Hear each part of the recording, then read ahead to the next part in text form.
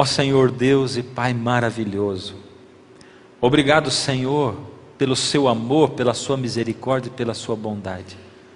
Algumas vezes, Senhor, não temos conseguido enxergar isso, somos cegos espiritualmente. Mas, Senhor, abre hoje os nossos olhos, à medida em que nós abrimos a sua palavra e o nosso coração, em nome de Jesus, amém. Você é bem-vindo ao segundo programa dessa série. E eu espero que o Senhor esteja hoje na sua vida, enchendo o seu coração. No último programa, você lembra o que nós conversamos? Eu estava segredando para vocês algumas coisas muito íntimas minhas. E que quando alguém ouve um pastor falando, dá a impressão até que é mentira, ou que não é bem assim. Eu estava dizendo que até pouco tempo atrás, eu sempre abriguei no meu coração uma dúvida de que Deus existisse de verdade. E não é mentira, e também não é que não é bem assim. É exatamente assim. Porque sabe, embora você nasça num lar cristão, embora você aprenda de Deus, quando você não vê um Deus que age na sua vida, e você lê de Deus, como Davi escreve no Salmo 44, Senhor, nós ouvimos falar a respeito dos teus feitos no passado, mas hoje, Senhor, é diferente, porque nós saímos para a guerra, o Senhor não está conosco. Onde é que o Senhor está? E no momento da história do Salmo 44, enquanto Davi fala com Deus, ele diz assim, clama, acorda, Senhor, como se Deus estivesse dormindo. No passado nós ouvimos falar, e não é às vezes o que a gente sente quando a gente lê a Bíblia. Eu vou dizer para você, é exatamente o que eu sentia quando eu li a Bíblia. Eu vejo aqui a história de Deus, eu vejo Deus falando com Moisés, com Abraão, com Isaac, com Jacó, mas eu estou cansado de não ver Deus falando comigo. Por quê? Será que Deus está dormindo? O que acontece com Deus?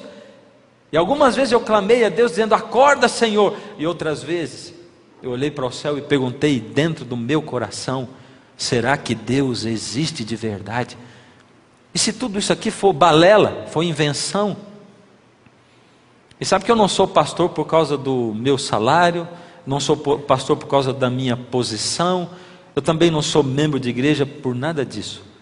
E quando você é um crente sincero, quando você busca Deus de coração, porque você tem vontade de acreditar em Deus, aí a coisa fica mais difícil, porque aquilo vira uma angústia dentro da sua alma. Em alguns momentos da sua vida você olha para o céu e diz, Deus, quando o Senhor vai agir? E eu contei para vocês que eu encontrei um salmista que passava pela mesma angústia pela qual eu passei. E a gente leu aqui uns trechinhos do Salmo 73, quando Asaf, esse salmista maravilhoso, confessa uma coisa que ia dentro do fundo da minha alma e que provavelmente vai no fundo da sua alma também. Quando Asaf confessa um resvalo, um pé trôpego buscando a Deus, e ele diz assim, quanto a mim, porém, quase me resvalaram os pés, pouco faltou para que se desviassem os meus passos. Pois eu invejava os arrogantes ao ver a prosperidade dos perversos. E diz assim, eu ficava vendo as pessoas arrogantes, como elas prosperavam. Eu ficava vendo a injustiça do mundo, como as crianças sofrem, como pessoas que não buscam a Deus prosperam. E os meus pés quase resvalaram e eu quase perdi a minha fé. E quando eu li esse salmo de Asaf, eu pensei, existe uma esperança para mim. Porque se até mesmo um homem que escreveu um salmo na Bíblia também tropeçava na sua fé, quem sabe Deus também me aceite. E aí lá na frente, no Salmo 73, no verso 17, eu li, até que entrei no santuário de Deus, e contemplei a justiça de Deus com todas as pessoas do mundo. Eu percebi que Asaf descobriu todo o sentido da vida e a verdadeira existência de Deus, e como Deus age em todas as épocas, e como Deus age inclusive no século 21, quando nós vivemos, ao entrar no santuário de Deus. Mas o que tem no santuário de Deus assim? O que existe lá? Dá a impressão que isso é só uma figura de linguagem, não é mesmo?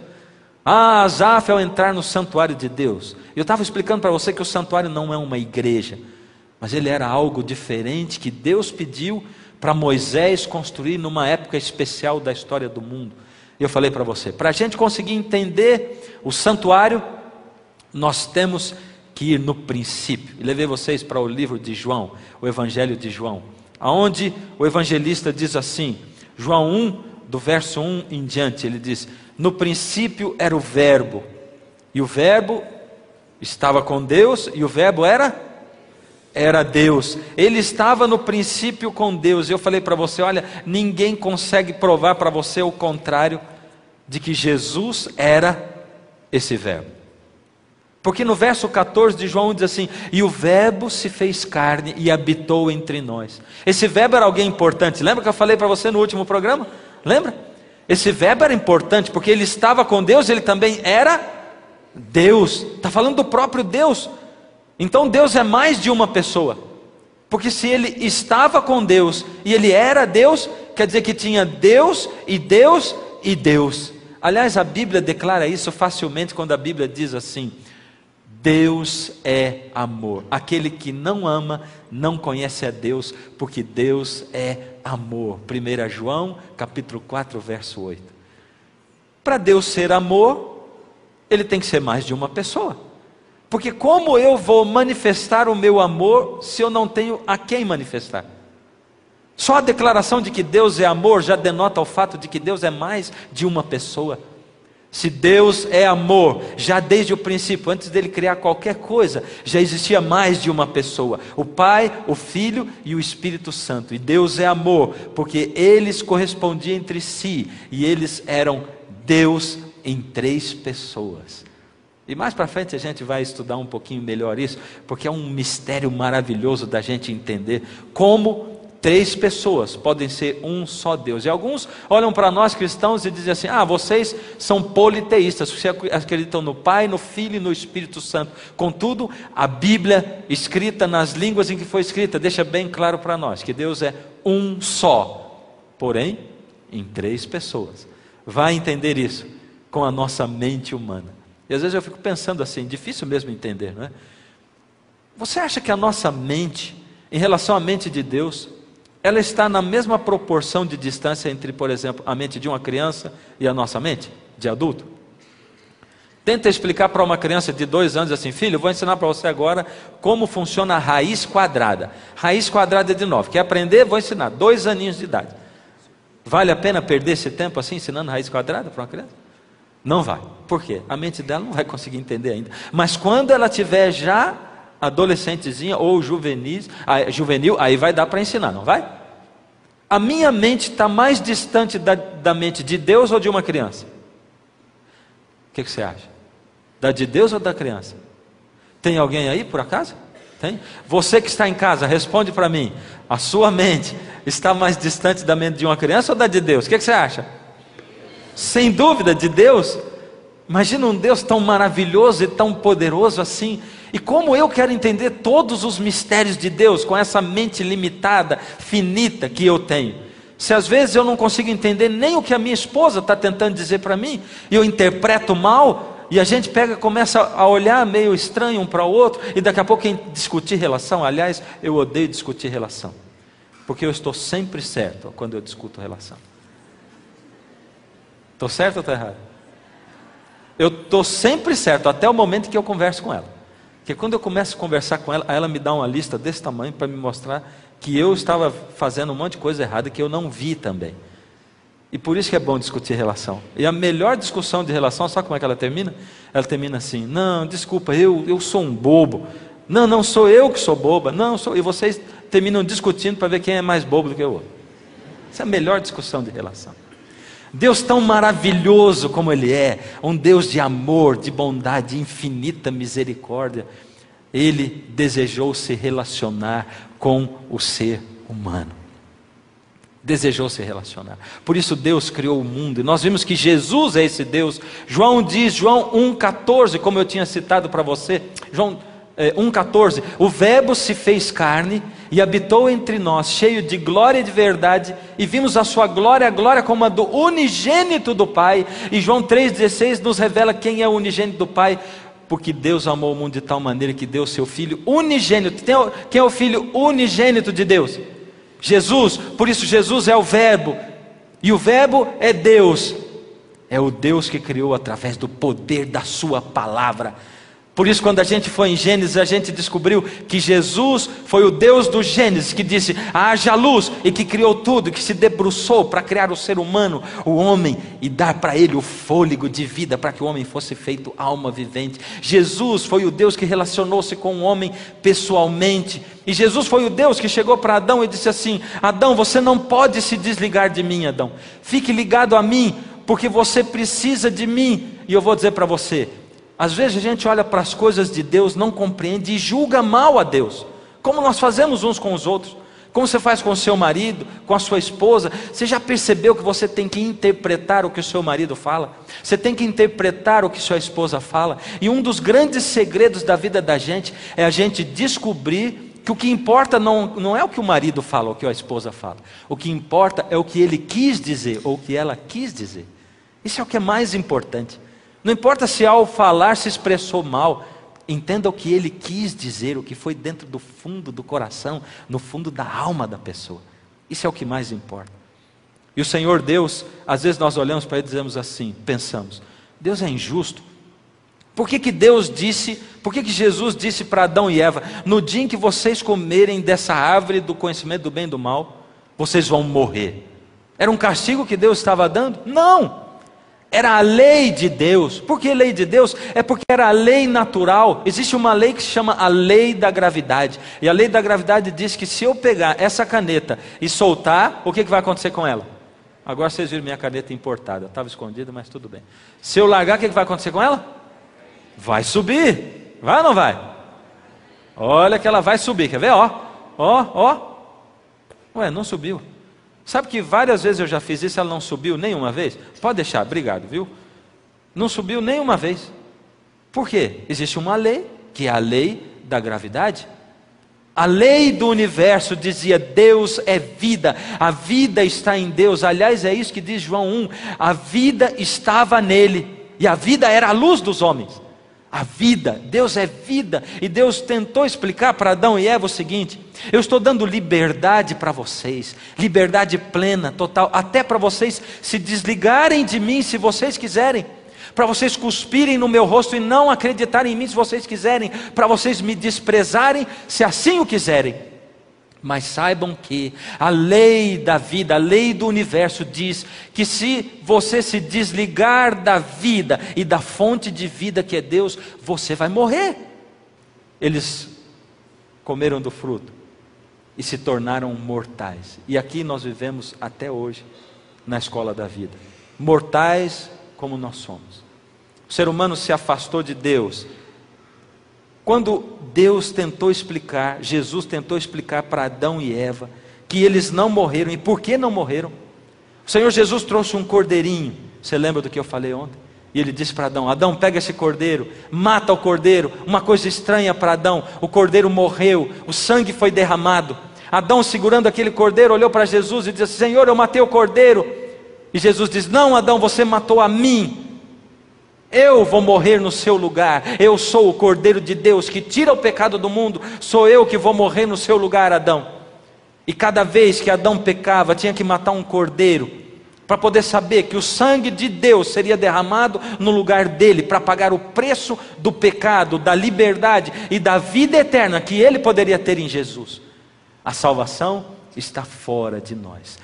Adão segurava pela primeira vez o cordeiro morto, e o cordeiro morto era o evangelho, o primeiro evangelho da Bíblia, porque evangelho é boas novas de salvação, e o cordeiro morrendo no lugar do ser humano, para ele entender que um dia Deus viria, se transformaria num homem, isso milênios antes de Jesus nascer nesse mundo. Aquilo era o evangelho vivo. Por isso nós temos o evangelho no Antigo Testamento. Nós não podemos jogar parte nenhuma da Bíblia fora. Nós precisamos do evangelho do Antigo Testamento. E o cordeiro era o evangelho do Antigo Testamento. Ali já estava revelado tudo que o homem precisava saber para a sua salvação? Sim ou não? Sim, para aquela época, mas não para toda a história do mundo. Para as crianças a gente vai ensinando as coisas aos poucos, não vai? Vai ou não vai? E Deus faz a mesma coisa conosco. Deus aos poucos vai ensinando as coisas para nós. E conforme o tempo vai passando, e o tempo foi passando, Deus foi revelando mais e mais coisas para o ser humano. Deus foi revelando. O ser humano foi se afastando de Deus, desprezando a Deus. O ser humano deixou de sacrificar o cordeirinho, esqueceu do evangelho. Nós somos assim mesmo, né? Esquecemos o evangelho de lado. A gente não quer saber do evangelho de Deus. A gente quer viver essa vida, o aqui e o agora, a não ser quando dá problema. Quando a nossa vida tem problema, quando a gente fica doente, aí a gente começa a pensar em Deus. E nós somos seres humanos ingratos, filhos ingratos, interesseiros. Nós somos uma geração de gente egoísta, que vai à igreja interessada em receber bênção, receber emprego, receber cura. Não é isso que as pessoas vão à igreja fazer? Eu vou lá naquela igreja, sabe porque eu ouvi falar que lá faz milagre, e eu preciso de milagre. Não é isso que a gente faz?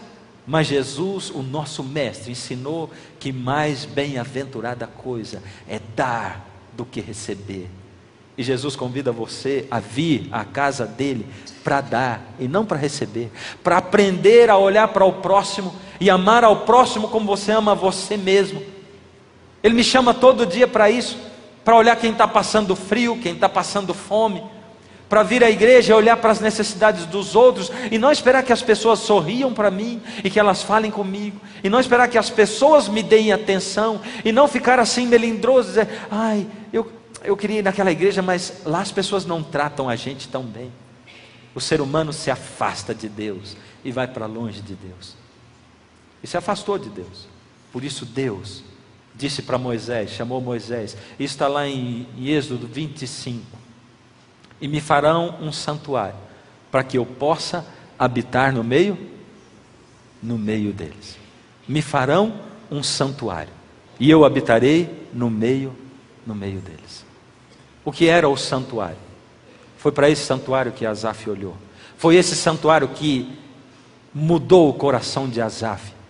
E é esse santuário, a história dele e todo o significado dele, que tem mudado a história da minha vida. Agora você se prepare, porque hoje nós vamos começar a entrar nas maravilhas do santuário. Nós vamos fazer essa expedição maravilhosa através do poder que existe dentro do santuário, que Deus mandou fazer. Deus habitava no santuário fisicamente, sim ou não? Sim ou não? Sim. Porque ali havia uma luz que se chamava Shekinah. O santuário tinha o pátio e 2 compartimentos, o Santo e o Santíssimo. E lá no Santíssimo havia uma luz que não era acesa por fogo nenhum. Não tinha combustível, não tinha óleo, não tinha tocha, nada. Era uma luz espontânea, era a luz da presença física de Deus. O que você acha? Você gostaria se Deus dissesse assim: eu vou de agora em diante habitar neste templo? E você soubesse que numa porta ali, com a sala fechada, não tinha nenhuma lâmpada lá, e que aquela luz fosse a luz da presença física de Deus, e que todas as pessoas dissessem: olha, vamos naquela igreja, sabe por quê? Ali está a presença física de Deus, com uma luz que ninguém sabe de onde vem. Deus está ali. Você acha que as pessoas viriam para ver isso aí? Você gostaria que isso acontecesse ou não? Que Deus habitasse assim fisicamente no meio do povo, pertinho de você? Sim ou não? Sim ou não? Sim. Tem certeza? Sim ou não? Sim. Diminuiu sim, gozado, né? Olha, quando eu pergunto tem certeza, as coisas mudam. Sabe por quê? A presença de Deus muitas vezes atrapalha na vida da gente. Como atrapalha. Com Deus muito perto, a gente não podia se comportar como queria, né? Aquele povo tinha um monte de regras. Havia regras para ir à presença de Deus. Antes do santuário, o pecador fazia um altar e ele imolava o cordeiro, e o sangue era derramado sobre o altar, e aquilo já era o suficiente. E Deus que estava lá no céu via tudo aquilo. Agora Deus estava no santuário, e lá dentro do santuário o pecador não podia chegar. Tinha regras até para a menstruação das mulheres. Havia um monte de regras. A santidade dos outros incomoda a gente. E é por isso que quando a sua esposa começa a ir à igreja, e a vida dela começa a transformar, e ela começa a encontrar Deus, e ela começa a falar de Deus, isso incomoda você.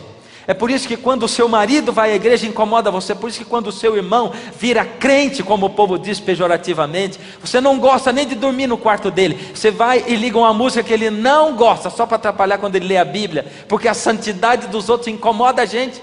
E santidade não é ser perfeito não, porque não existe ninguém, nenhum ser humano perfeito sobre a face da terra. Santidade é viver separado para Deus. É separar a sua vida para Deus, caindo e levantando, como todos nós, réis seres humanos mortais fazemos. Mas a gente diz da boca para fora que queria Deus morando, mas Deus pode habitar fisicamente dentro da sua casa, dentro do seu lar, Ele pode habitar fisicamente dentro do seu coração, é só você querer. Mas a gente não quer pagar o preço da presença de Deus. Aliás, a gente não quer nem pagar o preço de ir a uma igreja. E a gente fica perguntando, quais são as regras dessa igreja? O que ela impede de fazer? Não pode isso, não pode aquilo. Ah, não, essa igreja é muito rígida, não é verdade? E eu vou para me relacionar com Deus dizendo assim, Deus, ó Deus, por favor, Senhor, me dá um emprego, me dá isso, me dá aquilo. Transforma a minha vida, desde que não transforme muito. Porque tem aquelas minhas coisinhas que eu gosto de fazer e eu não posso deixar. Não é o que a gente fala para Deus? Não, falar a gente não fala. A gente faz pior, a gente pensa. A gente pensa de Deus e fala outras coisas para Deus. A gente diz, ah Deus, toca a minha vida. A gente canta, até tem um hino que a gente canta que diz assim, quebra a minha vida e faz-a de novo. Eu quero ser um vaso novo. É isso que a gente canta. Você quer mesmo que Deus quebre a sua vida e faça de novo? Então por que você canta isso? Quebra a minha vida e faz-a de novo. Parece que a gente vai ao avesso do mundo, né? Enquanto o mundo está pregando assim, aceita Deus e Deus vai fazer de você um empresário. Aceita Deus e Deus vai dar um emprego para você. Aceita Deus, Ele vai curar a sua família inteira. Aceita Deus e Deus vai resolver todos os problemas da sua vida. Nós estamos cantando, quebra a minha vida e faz-a de novo. Porque muitas vezes, para Deus conseguir atingir a sua vida, Ele tem que quebrar e fazer de novo mesmo. Mas você quer mesmo isso? Não, a gente não quer, na maioria das vezes, mas tem que pedir para Deus o querer e o fazer. É isso que a gente tem que fazer. Deus, se eu não quero, me ajuda a querer, por misericórdia. E Deus foi habitar no meio do povo. E Deus habitava ali. Existem 2 textos na Bíblia que são muito importantes. O santuário ele tinha 3 funções. Qual era a primeira função do santuário? A primeira era habitar. Deus habitava no meio do povo. A segunda função qual que era? A segunda era separar. Vocês estão lendo lá? Consegue ler? Qual era a segunda? Separar. Separar o quê? Separar Deus do povo. Ué, gozado?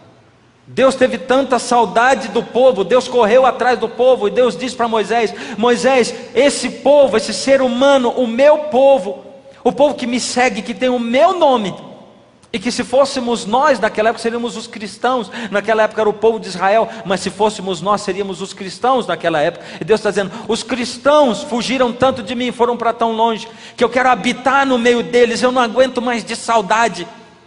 Por isso Ele mandou construir o santuário, para Ele poder habitar no meio do povo. Mas o santuário não servia só para Ele habitar, servia para separar Deus do povo. Por que separar? É porque a glória de Deus é tão intensa, tão maravilhosa, a perfeição de Deus tão intensa, que se um pecador miserável comparecesse à presença de Deus, seria fulminado pela presença de Deus. Por isso tinha que ter uma tenda, um santuário, para separar a glória da presença de Deus do povo. E algumas pessoas chamam a igreja de santuário. Cuidado, porque a igreja não é um santuário, ela não é construída nos moldes do santuário. A igreja é a casa de Deus. O objetivo dessa igreja é você vir para dentro da igreja para se encontrar com Deus. O objetivo do santuário era manter o pecador do lado de fora do santuário, para que Deus pudesse estar habitando dentro do santuário, no meio do povo. Era isso. Por isso eu não gosto muito quando alguém diz assim, olha, não converse quando terminar o culto, porque você está dentro do santuário, você está dentro da igreja, e quando você sair, converse lá fora. E não entenda mal, eu não estou dizendo que você deve ser irreverente, conversar dentro da igreja, não, mas não diga assim, porque assim não está certo, porque você é o santuário de Deus, é o templo do Espírito Santo, é o que Paulo diz lá em 1 aos Coríntios, no capítulo 9, você é o templo de Deus, você é o santuário de Deus, é isso que ele fala. Por isso quando você sair para conversar lá fora, você vai ter levado o templo de Deus para fora, e o que vai sobrar aqui são 4 paredes só, e bancos. O templo já foi para o lado de fora, porque você é o templo. E isso é interessante, porque você diz assim, uau, que legal, verdade. A gente não precisa ter tanta coisa assim dentro da igreja. É verdade, as crianças são mais importantes que os bancos, são mesmo. Você é mais importante do que o ambiente.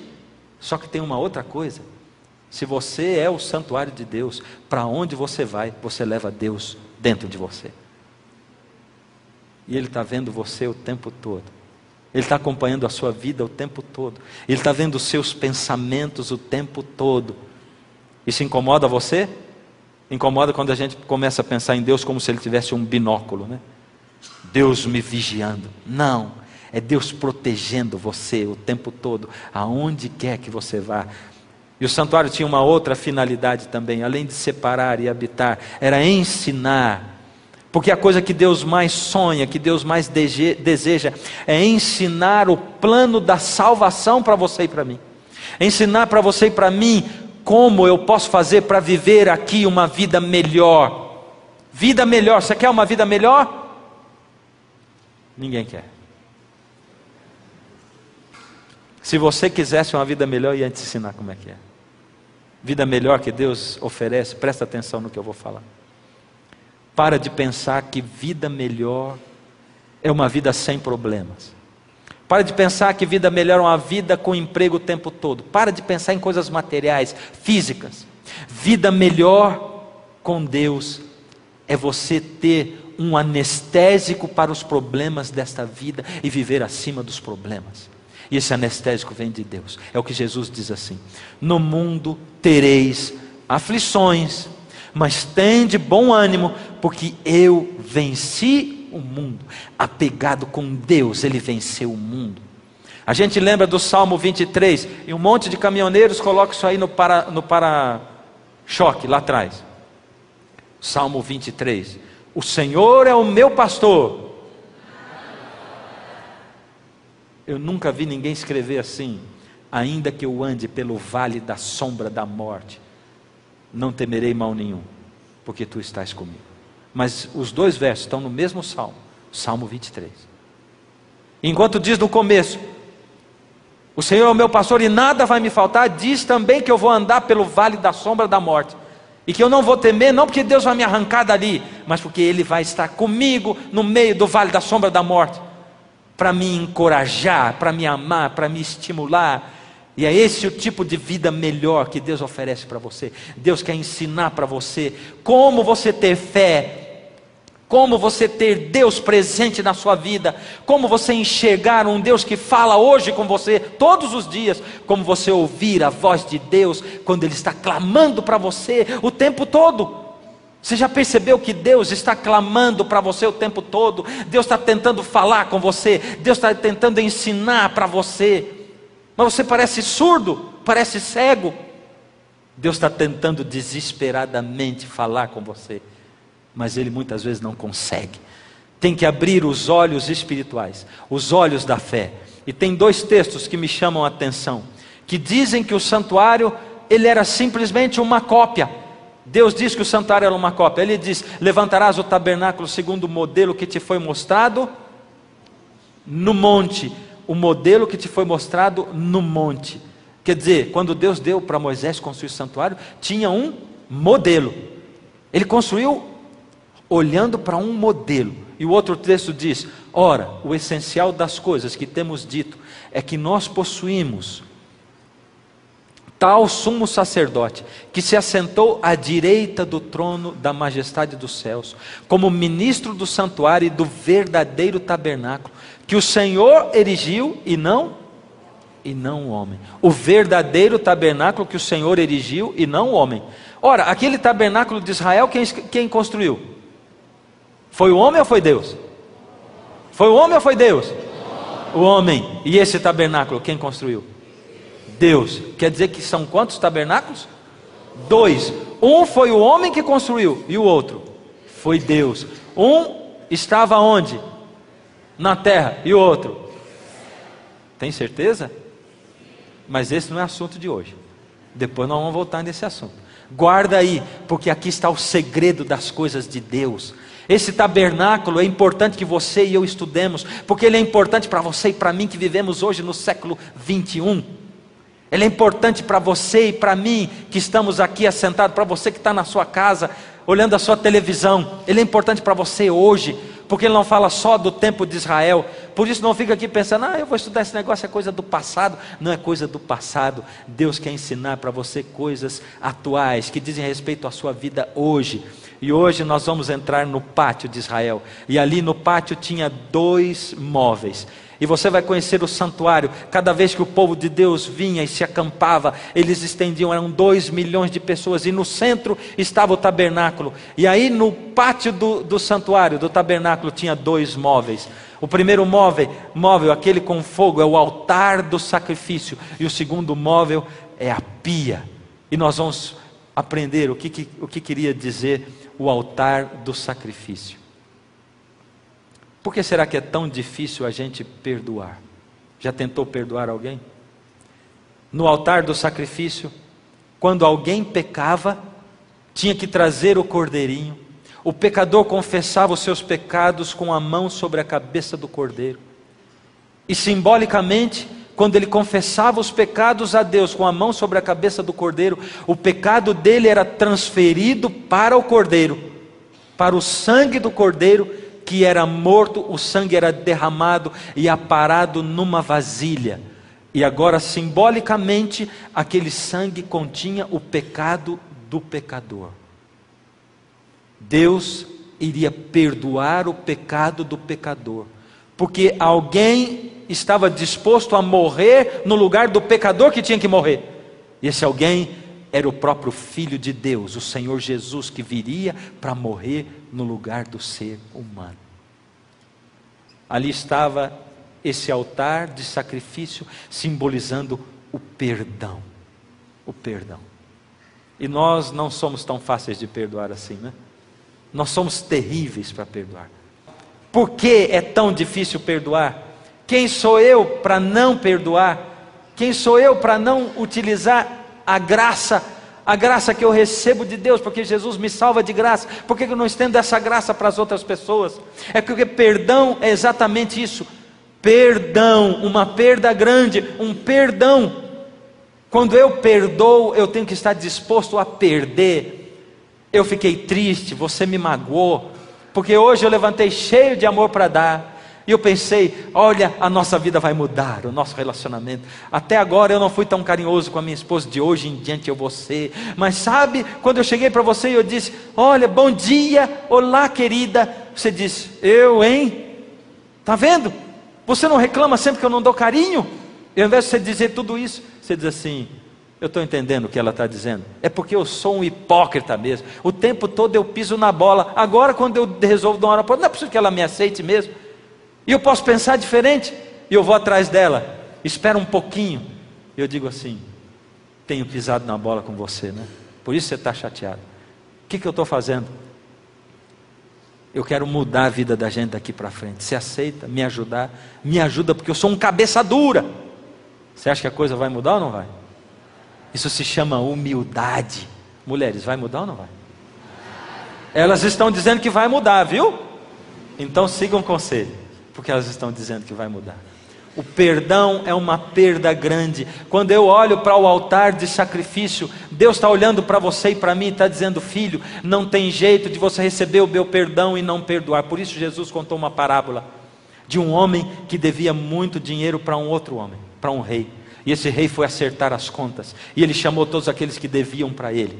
E esse rei disse assim, venham e acertem as contas comigo. E aquele homem disse assim, por misericórdia, eu não tenho dinheiro assim, eu não tenho como pagar, não use a minha família, não leve meus familiares como escravos. E aquele rei disse assim, tá bom, eu perdoo você, e deixou com que ele fosse embora. Aquele homem que foi perdoado saiu, e Jesus diz assim, ao chegar lá fora, ele encontrou um outro homem, um pobrezinho, que devia uma merrequinha para ele, uma miserinha para ele. E aí quando ele chegou lá fora, o outro homem olhou para ele e disse, por favor me perdoa a dívida, aquilo que eu devo a você. Ele disse, não perdoo não. Deus está dizendo para você, filho, por que você recebe uma graça tão grande como a graça de Jesus? Porque você é capaz de receber o perdão que vem do céu e não é capaz de perdoar a sua esposa, o seu filho? Por que você guarda mágoas assim, daquelas pessoas a quem você mais ama? Porque você guarda mágoas de pessoas que vivem perto de você. Quando eu olho para o santuário bate na minha cara e diz assim, perdoa se você quer ser perdoado. E a oração do Pai Nosso, os discípulos perguntaram: Senhor, nos ensina a orar. E o Senhor Jesus disse: eu vou ensinar vocês a orarem, para vocês saberem que Deus está disposto a perdoar você de graça. Você não precisa fazer nada para ganhar salvação. Vem do jeito que você está. Você pode estar caído no meio do pecado, na miséria. Você pode ser um drogado. Você pode ser prostituta. Você pode guardar na sua mente, na sua cabeça, os piores desejos do mundo. No dia em que você decidir voltar para mim e que você me quiser, eu estou de braços abertos para você. E eu vou ajudar você a mudar dali em diante. Porque eu não olho para o seu passado. Eu sou aquele Deus que joga os seus pecados nas profundezas do mar. E Jesus disse: eu sou esse Deus. Mas você vai orar assim: perdoa as nossas dívidas, assim como nós perdoamos aos nossos devedores. Está entendendo, filho? Eu dou para você a minha graça, na medida em que você dá a graça para o seu próximo, em que você perdoa as pessoas que devem para você. Perdoa as nossas dívidas. Deus está olhando para você essa noite e está dizendo: filho, não conviva sem perdoar ao seu próximo. Filho, você não consegue ter vida de qualidade sem perdoar o seu próximo. Você não pode. Você está olhando para o quê? Para você mesmo? Quem é você? Se as suas justiças são para Deus como trapos de imundícia. Dentro do santuário havia um outro móvel, e o outro móvel era essa pia maravilhosa. Nessa pia ficava água, e o sacerdote, cada vez que se aproximava dessa pia, ele tinha que vinha para o pátio do santuário para oficiar, ele se lavava na pia. E se ele fosse entrar para dentro do santuário, ele se lavava também. Presta atenção numa coisa: o pátio do santuário não era o santuário em si.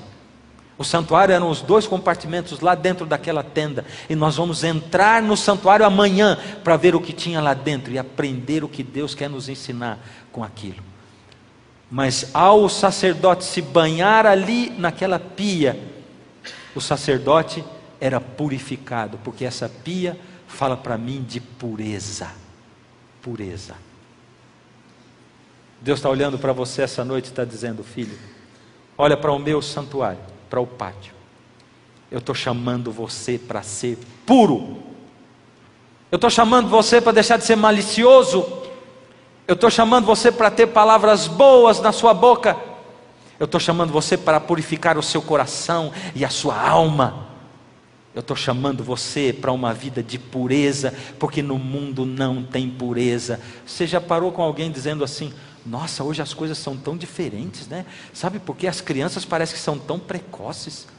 As crianças, elas, sei lá, amadurecem mais rápido. Já viu alguém falar isso? Você mesmo já disse isso?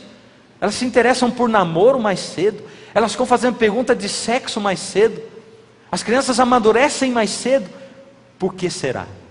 A gente procurou no site do Dr. Drauzio Varela e descobriu que no Brasil, a cada 24 horas, acontece que 3 crianças são feridas por arma de fogo. A cada dia, todo dia, ou a cada 24 horas, acontece mais. 40 jovens morrem por armas de fogo. No Brasil, todos os dias, 360 menores sofrem maus tratos.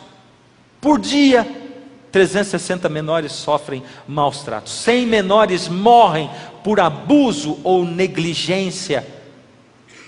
E você pode me dizer: mas o que isso tem a ver com as crianças? Você vai descobrir mais. 35 adolescentes cometem suicídio por dia no Brasil. 35 todo dia deixam essa vida, perdem a oportunidade que Deus deu de viverem uma vida melhor nesse mundo. 6 adolescentes cometem homicídio por dia, matam alguém todos os dias, é o que acontece no nosso país. E 50 adolescentes são presos com drogas na escola. Tem mais: 8.220 abandonam a escola. 850 crianças nascem de mães adolescentes todo dia, a cada 24 horas. E você pode dizer assim: por que será? Bom, 4 horas de TV por dia. Você sabe o que ela traz para nós? 4 horas de TV quer dizer que em um ano você vai ter assistido a 10.000 horas de violência. E se você deixa o seu filho seguro com a babá chamada TV, sabe que se ele assiste pelo menos 4 horas de TV por dia, mesmo assistindo só os programas que você escolheu, ele vai ter visto 10.000 horas de violência num ano. Olha só o que traz. Aí, esse é um desenho da Pequena Sereia. Você já ouviu falar em mensagens subliminares? Já ouviu falar? Mensagem subliminar é aquilo que você não consegue ver, mas que o seu inconsciente consegue gravar dentro do seu cérebro. Nesse cartaz da Pequena Sereia, por exemplo, no filme acontece uma atrocidade que não tem nem condição de mostrar aqui. Se você visitar um site da internet chamado Mensagens Subliminares, você vai encontrar lá coisas que não dá nem para mostrar num programa religioso. Isso aqui talvez não desse, porque se você olhar no cartaz direitinho, ali do lado direito, você vai ver um órgão sexual masculino colocado exatamente naquele lugar, para que o olho não perceba. No desenho do Bernardo e Bianca, eles têm uma hora em que dá um voo rasante na cidade. Um desenho maravilhoso, inocente, não é verdade? Bernardo e Bianca? É verdade. Quantas vezes você já assistiu com seu filho esse desenho? Você pode assistir quantas vezes você quiser, que você não vai ver nada de errado, porque o seu olho não vê. Mas a Disney teve que pagar indenização, e ela teve que recolher todos os filmes do primeiro lote, depois que provaram que tinha mensagem subliminar. Porque enquanto os ratinhos dão aquele voo rasante, o que os olhos não veem, um frame aparece em 2 janelas, como você vê ali atrás. Ali atrás você vê uma mulher nua na janela com o seio de fora. E também acontece numa outra cena ali embaixo, está vendo? Nas 2 cenas, a mesma coisa acontece. Ali na cena do Rei Leão, quando ele deita em cima daquela montanha, e aquela poeira lá em cima sobe, dá para você entender o que está escrito ali? Talvez os seus olhos também não percebam, né? Nós vamos colorir ali com uma canetinha colorida, e vai ficar assim mais ou menos, aquilo que está ali, ó. Exatamente, é o que está escrito ali em cima através da poeirinha, sex, e que qualquer um de nós, mesmo sendo brasileiros, sabemos o que significa, né? E as nossas crianças também. A Bíblia diz em Provérbios 4, 23, sobre tudo que se deve guardar, guarda o teu coração, porque dele procedem as fontes da vida. Você está guardando o seu coração? As crianças estão guardando o seu coração? E eu vou dizer mais para você: como você pode guardar o coração se você está exposto a tantas horas de televisão por dia? Talvez você esteja pensando assim: poxa, esse pastor está falando contra a televisão. Ele é contra a televisão. E se você está pensando, não precisa nem pensar, porque é a pura verdade, eu sou mesmo. Você entende? Eu tenho televisão em casa, e a gente escolhe assistir alguns programas de televisão. E eu vou dizer para você: você está pensando que eu não gosto de TV? Eu tenho que confessar um negócio para você: eu amo assistir TV. E vou dizer mais, hein? Eu amo assistir novela. Mas eu gosto muito de ver novela. Eu cresci vendo novela. Eu gosto muito de ver novela. É por isso que eu não posso ver. Porque se eu assistir um capítulo da novela, eu vou querer ver todos eles. Eu me conheço. Eu sei que eu sou assim. E novela é aquele negócio que para você acompanhar é só sentar do lado de alguém que já assiste. Você diz assim, faz só uma pergunta. Você diz assim, você nunca assistiu, pode estar no meio da novela. Você diz assim, quem é essa pessoa? Pronto, é o suficiente. Ele vai dizer assim, esse, ele na verdade ele está com essa daí, mas ele não é marido dela. A esposa dele, vou te mostrar quando chega. Essa daí. Essa é a esposa dele, mas ela também está apaixonada por aquele outro. Os dois estão traindo um ao outro, sabe como é que é? Porque novela só tem coisa de traição. Acha para mim uma novela que não tem uma história de traição, não tem uma história de violência, não tem uma história de desgraça. Mostra para mim. O que tem? E nós estamos aprendendo, estamos deixando, né? Por isso que eu não posso assistir, porque eu gosto muito de ver. E o problema não é não gostar, é a gente conseguir controlar e saber aquilo que eu vou ver. E nós somos capazes de mudar canais na TV. Tem gente que tem TV a cabo, 250 canais. Aí muda, né? Hoje eu vou assistir TV, vai, muda. Passa todos os 250. Quando chega no fim diz, não é possível, eu pago um negócio caro desse e não tenho o que assistir. O pior de tudo é que depois disso você continua assistindo. Assistindo o quê? Se não tinha nada, você vai assistir o quê? É porque você não foi para assistir o programa tal, você foi para assistir televisão. Quer tenha alguma coisa, quer não tenha, eu estou para assistir, eu vou assistir. Se não tem nada, se só tem porcaria, você vai botar o que na sua cabeça? Porcaria. E a gente enche a cabeça da gente de lixo, e tem um monte de lixo. Enquanto isso, Deus está dizendo: sobre tudo que deve guardar, guarda o teu coração. E quando eu olho para o santuário de Israel, Deus está dizendo para mim: seja puro, porque eu sou puro. Seja puro, guarda o seu coração, guarda as entradas da sua alma. Eu quero falar com você através da sua mente, eu quero falar com você através do seu coração. Eu quero atuar na sua vida dando humildade para você perdoar ao seu próximo, mas você fica enchendo a sua mente, o seu coração de lixo, puro lixo. Deus hoje olha para você e diz assim: filho, eu quero habitar a sua vida. Eu quero mostrar para você que eu sou um Deus real, um Deus que vive, que toca você, que fala com você. Algumas vezes você já olhou para o céu e clamou para Deus dizendo: Senhor, o Senhor é de verdade, acorda Senhor, o Senhor não responde para mim. Deus está respondendo, Ele está falando, mas você não está ouvindo. Está cheio de barulho dentro da sua cabeça, está cheio de imagens dentro do seu cérebro, está cheio de lixo dentro do seu coração.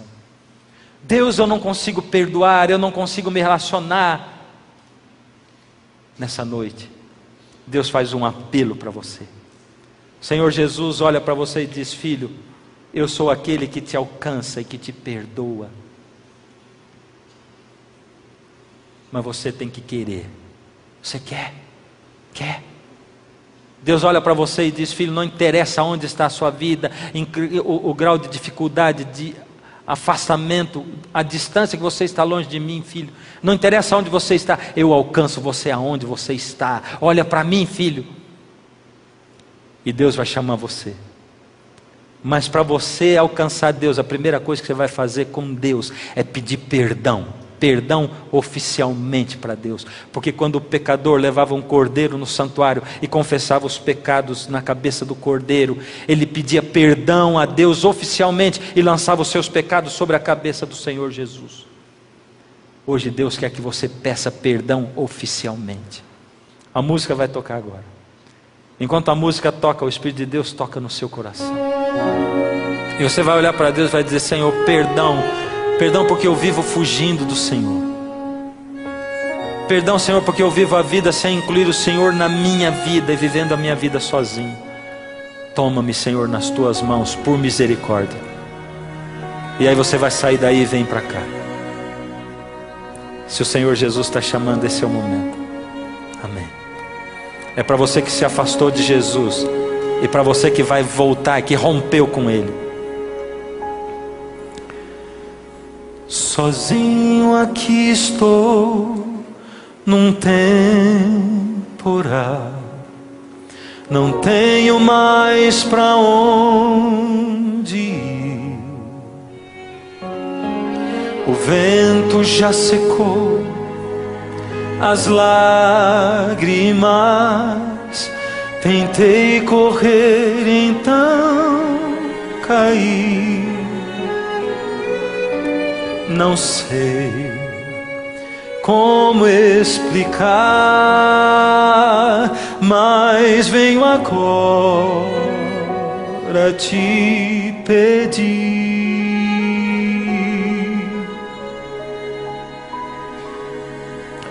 perdão por fugir, por não te incluir nos planos que fiz pra mim. Perdão por zombar, por não te escutar, tentar ser feliz sem ti.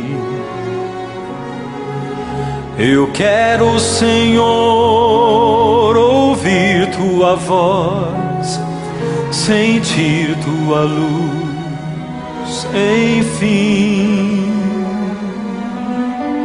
Renasce o sol que um dia brilhou em mim.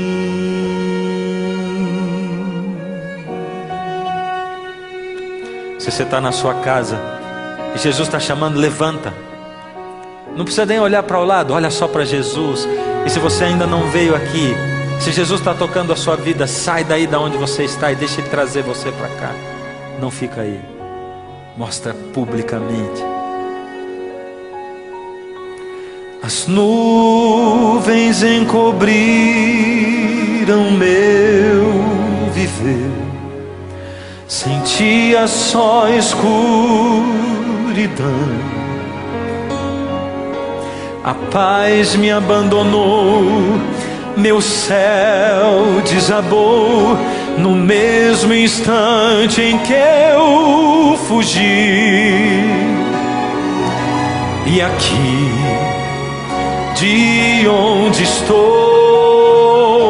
quero implorar o teu perdão.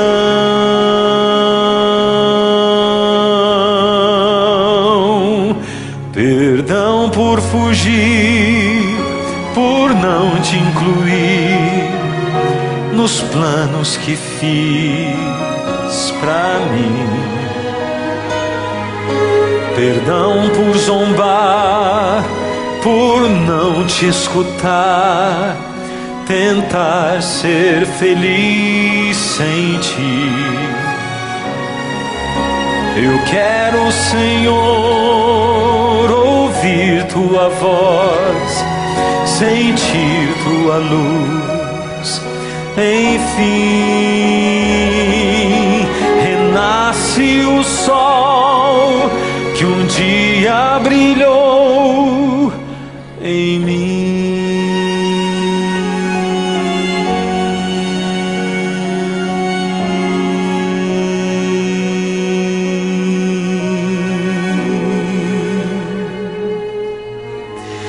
Renasce o sol que um dia brilhou em mim.